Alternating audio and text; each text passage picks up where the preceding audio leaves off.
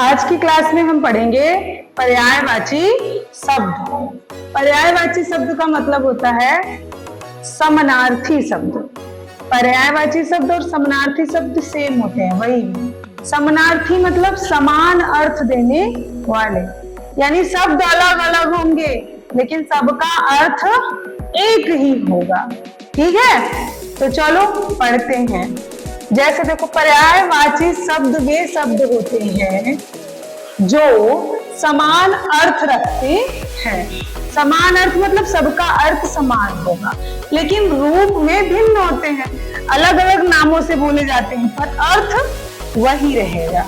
ठीक है, जैसे हम लोग एक ही चीज को कई नाम से बुलाते हैं ना, जैसे आप लोग अपने टीचर को अध्यापक भी बुलाते हैं, शिक्षक भी बुलाते हैं ना।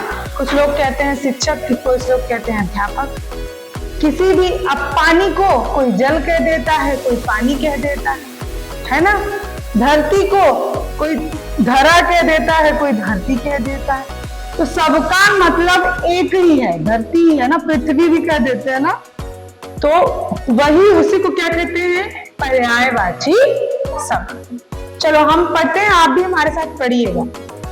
जैसे हमने एग्जाम्पल लिखे हुए हैं अग्नि, तो पढ़ो चलो। अग्नि, आग, अनल, पावक, दहन, जल, पानी, नीर, वार, तोय, सूर्य, रवि, भानु, भास्कर, दिनकर। रवि, भानु, भास्कर, दिनकर। सूरज को हम लोग सब कह सकते हैं, रवि कह सकते हैं, भानु कह सकते हैं, भास्कर कह सकते हैं, है ना। बहुत लोगों का नाम दिनकर होता है कि नहीं?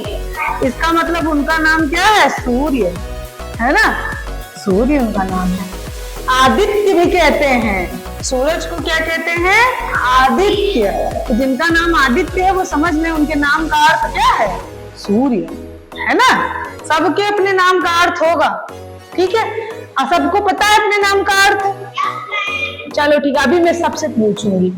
चलो, चंद्रमा, शशि, रजनीकर, इंदु, सोम, पृथ्वी, धरती, भू, वसुधरा, धरणी, मित्र।